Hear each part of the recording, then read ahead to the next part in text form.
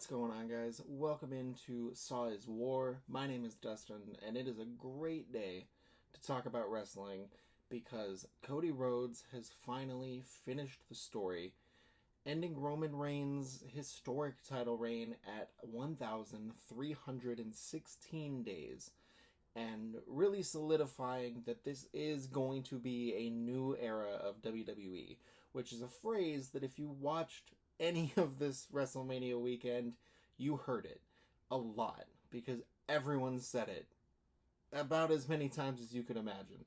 So the point has been made, the historic title reign is over, and now we get to what I think is one of the most interesting questions in wrestling, which is what is next for Cody Rhodes now that he is at the top of the mountain.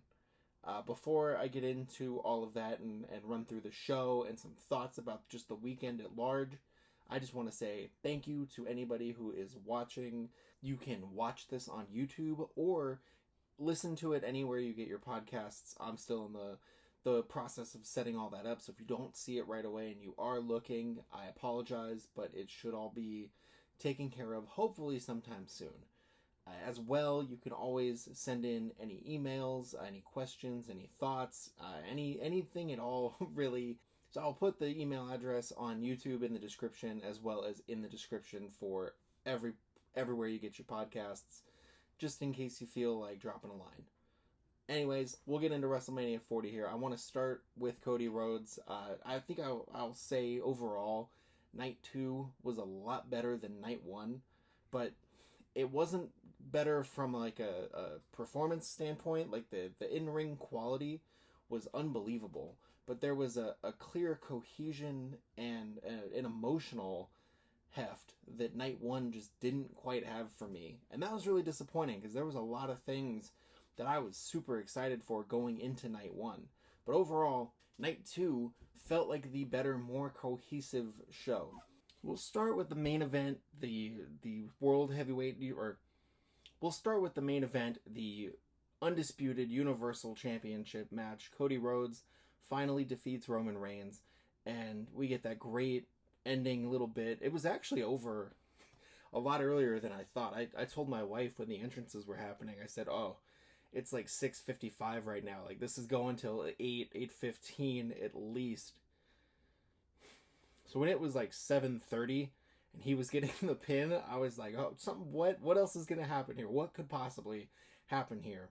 And it ended up just being like a really nice bookend to the weekend and a bookend to the story where you have everyone coming out to celebrate with him and he shares this moment with Triple H. And it really kind of was a good release for all of the emotion that the story has built and that is built for as long as people have followed his career, really. He mentioned it as well multiple times. He cut a little promo in the ring afterwards, and then in the post-show press conference, he mentioned that this isn't really like a one-year story. It's a 20-plus year story for anyone that's followed his career and its trajectory. And to that end, I really think it accomplished a lot. Like, the match really, really delivered that. And it was an overbooked mess like I thought it would be. Like, I think everyone thought it would be. But that's the thing that I was really most blown away by, was it felt like everyone knew what was going to happen in the main events this weekend. Everyone knew that the Bloodline was going to win Saturday, set up the Bloodline rules, the Bloodline would interfere, and then Cody would have help and manage to overcome all of the odds. And even though everyone knew it, it still played out great. And after it was over, I was thinking about that a lot. I was thinking about just like specifically how different this story has been for Cody compared to, when Roman Reigns was a babyface on the hunt for the title. And, fans were booing him out of the arena because they knew he had just been, like, the chosen guy, so to speak. Like, they knew that, like, he was the one that the company wanted in that spot. So they kind of, like, turned on it. And they turned on him because, there was guys like Daniel Bryan that were there. CM Punk before he walked out. And so it's interesting to me to see how excited the crowd still is for Cody. And just how big of a babyface he is. How over he continues to be despite, how often he's overcoming these odds. The connection that he has is really, really interesting to me. And I'm really curious to see what it looks like night in and night out with him holding the title. I will say too, it's funny because like I said, it kind of went exactly how we all thought it did, down to the point where, like, for a little bit there, as all the run-ins were happening, we were getting these great appearances. I was turning to my wife and saying, like, oh, well, here comes, Jimmy Uso, here comes Jay. Well, now Solo Sikoa's out, here comes John Cena. Oh, now here's The Rock. And I was 100% sure that we were going to get the glass break and all of that, and Stone Cold was going to come out and stun everybody, and it was going to be awesome. Little disappointed that we didn't. I had my 2 Mountain Dew cans ready to clack together just in the living room. But Undertaker's appearance was awesome as well. I was a little shook that he wasn't wearing the full Undertaker outfit and was just in, like, a hoodie. But effective nonetheless, especially the touch that when the lights came back up, him and The Rock were just gone.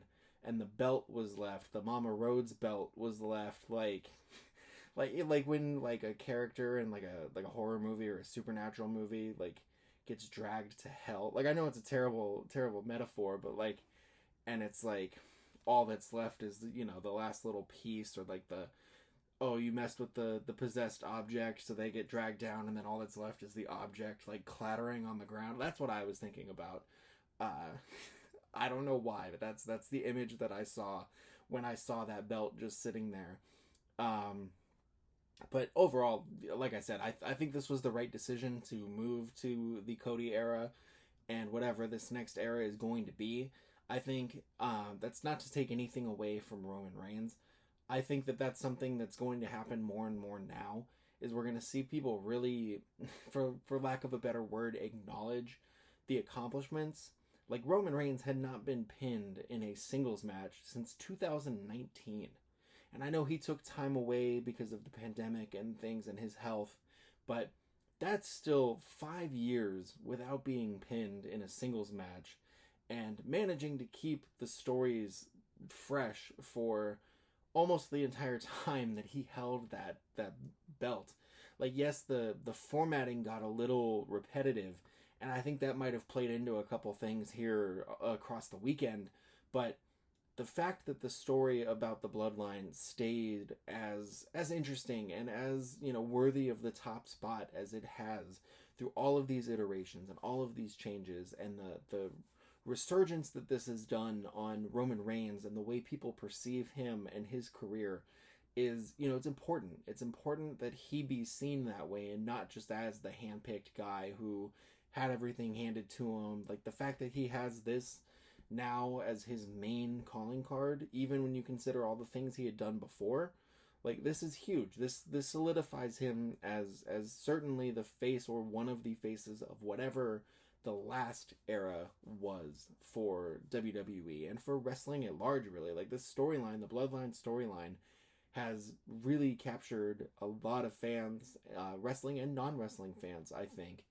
And Triple H said in the press conference afterwards, next time you see Roman, the stuff he's going to be involved in is going to blow your minds. So I am fully expecting we're going to get another twist and turn in the Bloodline saga.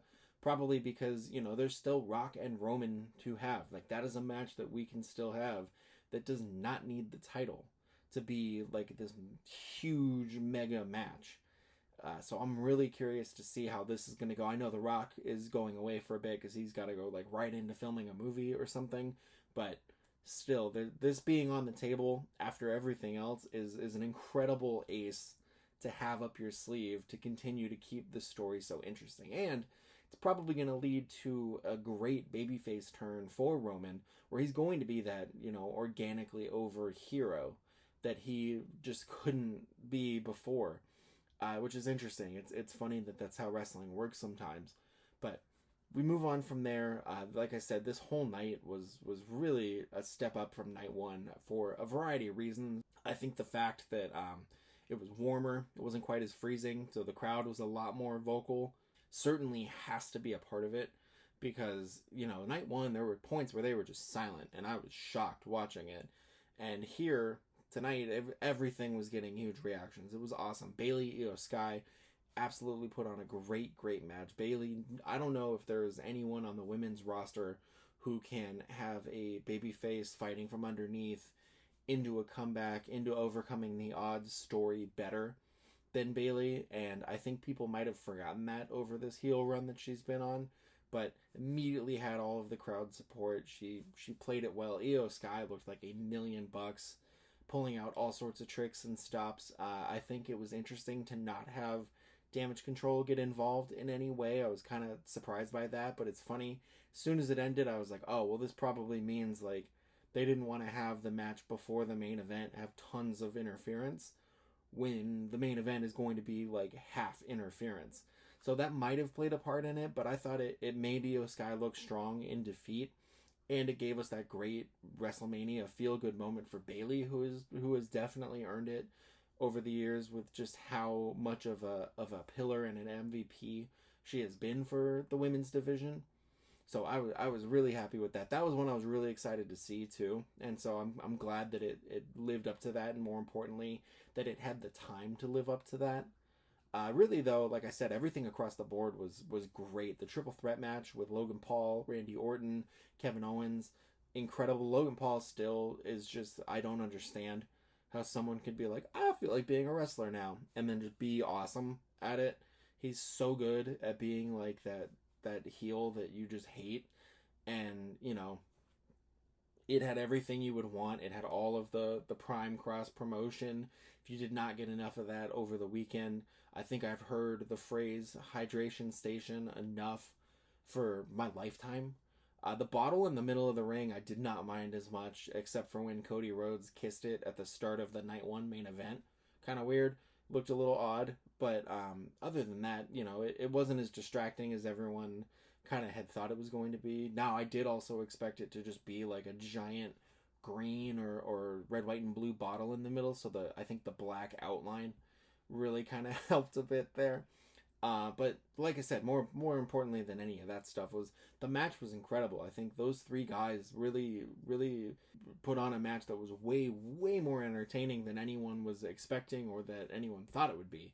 Because, you have guys in there like Kevin Owens and Randy Orton who just know what to do and can make everything Logan Paul is doing look like $1,000,000, and they can accomplish the thing. The pop-up powerbomb into an RKO spot that Kevin Owens and Randy Orton had was awesome. I loved seeing Randy Orton, be the one that adjusts in air to hit the RKO for a change instead of catching someone out of the air. Like, that was awesome to see, and I'm sure we'll hear a story about how Randy Orton was hyped after that too, like the Seth Rollins RKO where he has said he just didn't cover him. He was just standing there celebrating, and the ref had to be like, "Dude, get down here and cover him."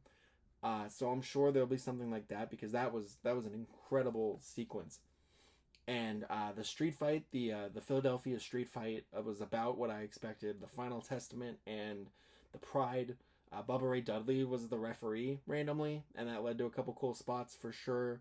I was not prepared for that. And you had Snoop Dogg on commentary going crazy, which was a nice change of pace to just have him in there. I feel like they didn't tell him anything, and they were like, just go react to what you see, because I feel like if he had a script he was working off of, just wouldn't be the same.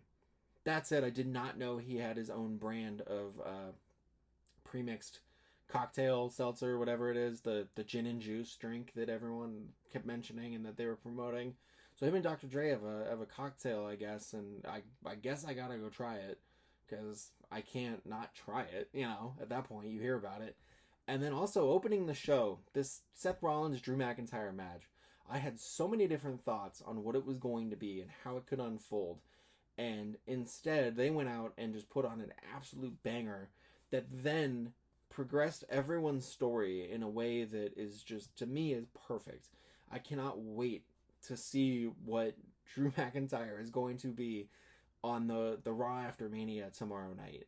The incredible stuff. So Drew McIntyre defeats Seth Rollins in a match that was a lot more competitive than they would have had you think coming into it, with how much they were selling Seth Rollins' injuries from the night before. and they had a great match. It was full of close calls and near falls, and then in the end, Drew McIntyre wins and cannot help himself. His hubris gets the best of him in a match that included him tweeting from the middle of the match while he was in the middle of wrestling.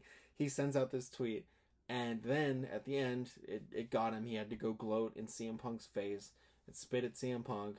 So then CM Punk, who knows what his medical status is right now, but he trips McIntyre up, takes off the brace that he's wearing, which is like the coolest looking, like those braces that they have, like, are the coolest looking things.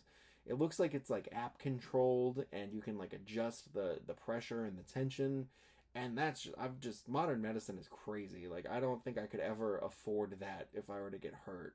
Like, if I blew my leg out playing pickup basketball or something, like, my insurance would not be like, hey, do you want the cool app-controlled brace that can really help you? Like, no, they'd be like, you get, like, some medical tape and some popsicle sticks. You'll be cool.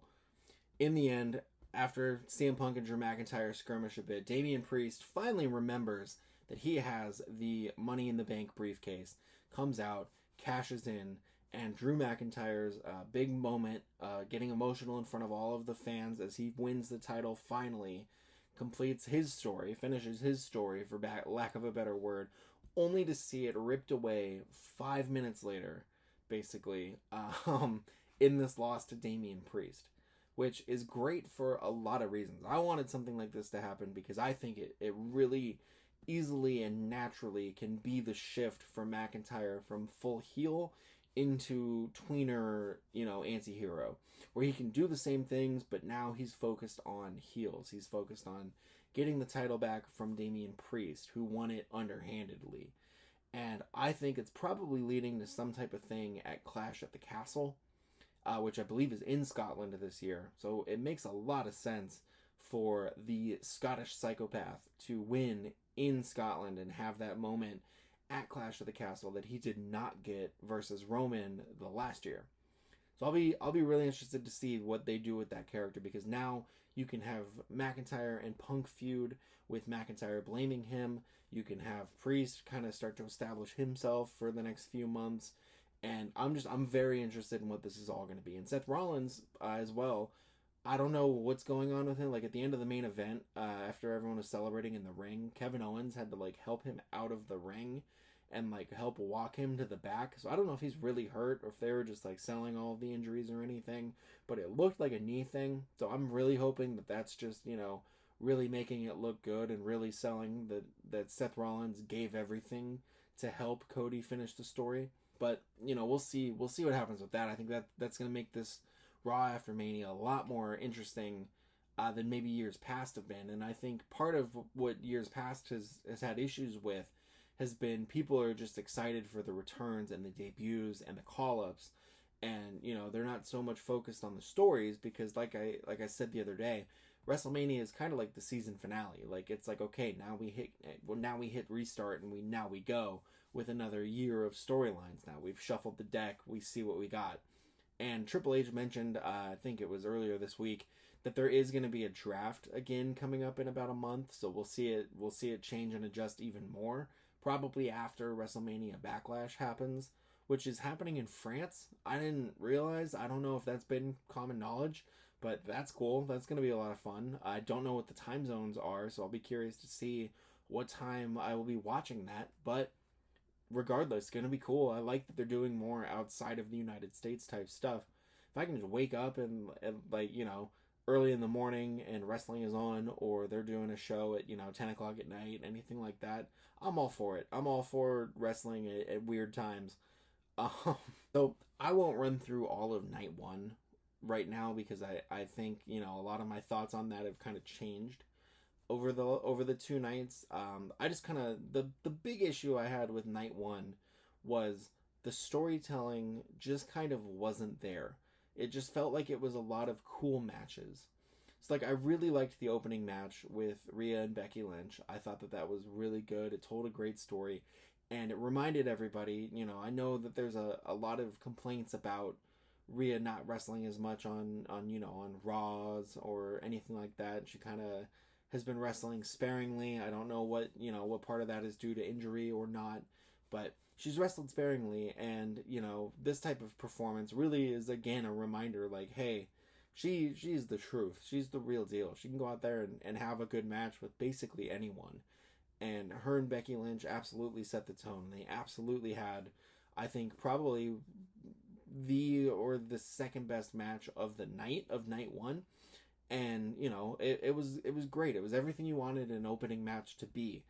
And the tag match, the tag ladder match, I was really excited for. I knew it was going to be chaotic with 12 men, 6 teams, but I think it was poorly executed in the sense of they added the stipulation that the match isn't over until both sets of titles are grabbed and claimed. And I think that's smart. I think in the end it's smart to split the titles back up and to give each show a shot in the arm for their tag divisions. But I don't think it was clearly booked that way. Like I don't think it was clear to follow, because Grayson Waller grabs the belts with Austin Theory for SmackDown, and they are the new SmackDown Tag Team Champions, A-Town Down Under. And then they stood there and posed on the ladder, and the crowd was booing, of course, and they're posing on the ladder, and then Grayson Waller gets powerbombed through a ladder outside while he's wearing the title still. And then everyone kind of has a moment where they're like, oh, right, there's more belts hanging up in the rafters. We got to go get those. And it felt so odd. It felt like such an odd add-on. And I think the crowd was a little confused by everything going on. They did have the belts hanging separately, which I thought was smart. But overall, it just felt like it wasn't executed as well as it could have been. And that was kind of a theme for night one for me. Even down to like little miscues and camera misses, and they had the wrong video playing when Tyler Bate and Pete Dunne came out, and little things like that are usually like pristine. And I think that just kind of made it overall not feel quite like WrestleMania. Like all of these little miscues and all of the timing things. And there were a couple spots in the ladder match that were a little slow and telegraphed. And there was that weird moment where the ladder was breaking and, the Miz and Damian Priest are on it. And the ref is like trying to pat Damian Priest on the foot in the middle of like the spot to be like, hey, no, switch the ladders out. Get off this ladder. It's not good. And just weird things like that. Like it was an odd flow to things. And then my biggest disappointment of the night, which is a shame to say, was the Jimmy J Uso match. Like I was so excited to see that, and then it just didn't have story to it. Like there was a moment where Jimmy was like, I'm sorry, I apologize for everything, and then like suckers him in, and we get that, and like that was a little bit of something. But other than that, like it didn't have the heft. And this is what I was referring to when I said that, the bloodline match formula might have, spoiled a couple things here, because the bloodline matches up until this point and for so long, those matches were, built around story. You think about the Roman J SummerSlam match, or the Roman J I Quit match, or Sammy Roman, or, the tag match last Mania with Sammy and KO against the Usos. All of those have so much heft story-wise to them that it gives everyone a chance to add depth to what is happening. And I don't know if it's because they only had 11 minutes or what the deal is, but it felt like Jimmy and Jay didn't get a chance to have that emotional depth that those bloodline matches are kind of known for. And that's a shame, because they're two obviously breakout stars from this angle in the last year or two. They are absolutely more than up for handling that and showcasing that. So I'm really curious to hear more about that, because it felt like it had so much potential going into, the main event, and then the main event night 2. It really felt like, okay, here's the first part of that story. Here's the first part of what is going to add up into that story. And even the main event, the Bloodline Rules match, or the match for Bloodline Rules, I should say, the tag match with Seth and Cody and The Rock and Roman, which they were great. It was really great. I really appreciated The Rock coming in and near the end of that match just bumping his ass off and really working to sell everything that was happening. I thought he looked great. It was slow, though, at first. It moved really slowly. No one wanted to get hurt, it looked like.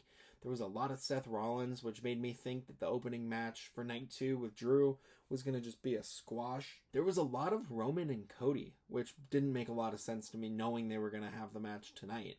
And, it ended up working out, but I thought there was some cool stuff in the tag match that, would have been better saved for this match.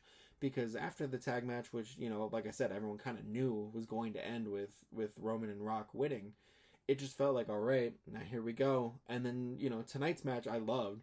Like I said, I think it was booked very well with everything involved and natural inclusions of those legends and those appearances and stuff. I think it all made sense to serve the story. But it was just interesting that, other than the stipulation now is Bloodline rules, there wasn't a lot of mention from the night before. Like, there wasn't some big development in Cody Rhodes and Roman's match based on the Usos match, or coming out of, hey, we got to target Cody's leg because he's hurt out of this tag match. Like, it just felt like it was like, well, now it's Bloodline rules, now we go, here we go, match, and, everything happened, like, kind of contained, like a self-contained story, which is fine. I really enjoyed it. I'm glad that it unfolded the way it did. I'm just surprised after how much emphasis has been placed on the Bloodline storylines and how deliberate they have all been, that it would kind of come to an end like that. Like, it wouldn't have the cohesion that a Bloodline story, to me, is known for. That's not to say I was disappointed with the whole show or anything like that. Like I said, I really thought the in-ring performances were great. To me, the match that had the emotional heft on night 1, the only match that had the type of emotional heft that I was expecting was Sammy and Gunther. I thought they did absolutely great. I was kind of surprised that Sammy pulled it out at the end, but once Gunther started, trash talking the family, his wife, everyone in the crowd, it was like, oh, okay, see what's gonna happen. But I really appreciated the ability that Sammy has to connect with the fans. I know people were really upset that Chad Gable didn't get the spot, but it did not show here at all. Everyone was fully in on Sammy and wanted to see him overcome the odds, and he did, and it's awesome. It's going to be really interesting to see where he goes next, what happens with him holding the title, and with Gunther. I think Gunther is a good first challenger for Cody, but I don't really see like a world where Gunther should lose. So I don't think you can put him in with Cody right away, because I want Cody to have a good reign now after all of this. You don't do 2 years of story to then have him lose at Backlash or, the next show. So I'm very curious to see what happens with Gunther, because he is an absolute megastar, and, you're not going to be able to keep him away from the top of the card. Speaking of megastars, not keeping him away from the top of the card, Jade Cargill, I hope her and Naomi and Bianca stay as a little faction for a little while, because they had star power to spare. It was incredible watching them come out, and Jade is just such a natural athlete and just so naturally charismatic. I think, it's going to be impossible to keep her away from any of the top titles anytime soon. I could see them challenging for the tag titles soon, or I don't think they would go so far as to introduce trios titles, but they did announce on the NXT show, which I will get to really quick before I hop off here. But they did announce on the NXT show that they're adding a women's North American title, which I think is way overdue. I think the main roster has been needing that for a long time, for just how many talented women are on that roster. I think they need a women's mid-card title that is not the top title or the tag titles. So I really hope that they do that soon for the main roster as well, because I think it's going to be a huge hit for NXT. And like, Jade Cargill is the type of person that you could put that like mid-tier belt on and like establish her and the belt at the same time. Kind of like what they did with Rollins and the World Heavyweight title, but I really think that women's division is going to need it sooner rather than later, because there's so many talented women there. The NXT show, like I said, I actually liked the NXT show more than Night 1, I think. Just from a pure wrestling and storyline standpoint, I thought everything basically at the NXT show at Stand and Deliver, I thought it all worked great. I was genuinely surprised by a couple outcomes. I was surprised that the Wolf Dogs retained, that Braun and Baron Corbin retained the tag titles. I thought for sure with Braun being more prominent on SmackDown that it was like a send off for him at the big show. So I'm really interested to see who's going to come out and challenge them next. And then also the women's match. I was surprised that Lyra Valkyria would lose. It feels like so soon into her reign. I'm curious if that means, there's a call up coming on Monday, or what's going to happen with her in NXT. But Roxanne Perez, this heel character she's been running, I think is going to have a lot of success as this heel character on this heel run as the champion. I'm really interested to see, because the key to her first run was like she was a fighting champion that wanted to prove herself, and that ended up being her downfall, was pushing herself to the limit, past the limit, whatever you want to say. So I'm really interested to see if it's going to become like, no, I'm a coward that is going to hide and defend it as few times as possible, or what the character benchmarks are going to be. But the NXT show was, I thought, top to bottom was great. Even though Ilya Dragunov and Tony D'Angelo had a great match, even though I not for 1 second was like, Ilya Dragunov is losing this match. Like, not once did I think he was going to lose. But I was invested and enjoyed the story that they were telling. And I enjoyed the performance of Tony D'Angelo. I'm not usually, a huge fan of his gimmick, but I thought everything worked really well. And I'm curious to see what's going to happen now that he refuses to use brass knuckles in the match. He refused to use those underhanded tactics.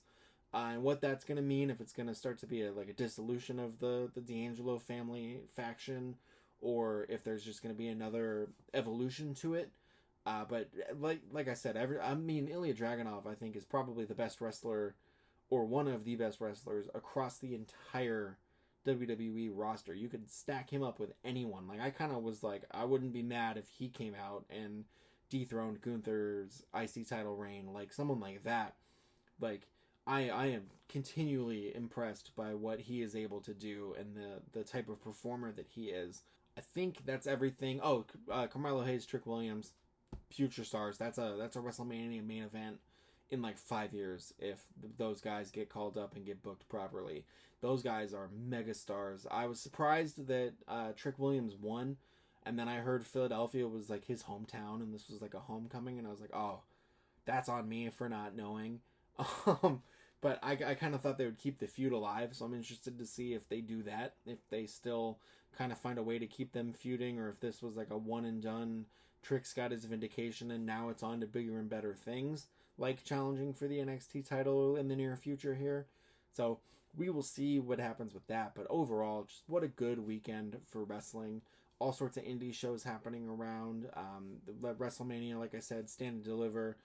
Everything was just exceptional across the board. It was a great weekend to watch wrestling. I hope everyone else enjoyed it as well. Let me know in the comments, or like I said, I'll put up an email address in the description so you can send in your thoughts if you have any about what worked for you, didn't work for you, just overall thoughts really about WrestleMania, and then kind of what you want to see in this new era. I tried to avoid saying the Paul Levesque era as many times as they did. I think we've all heard it enough.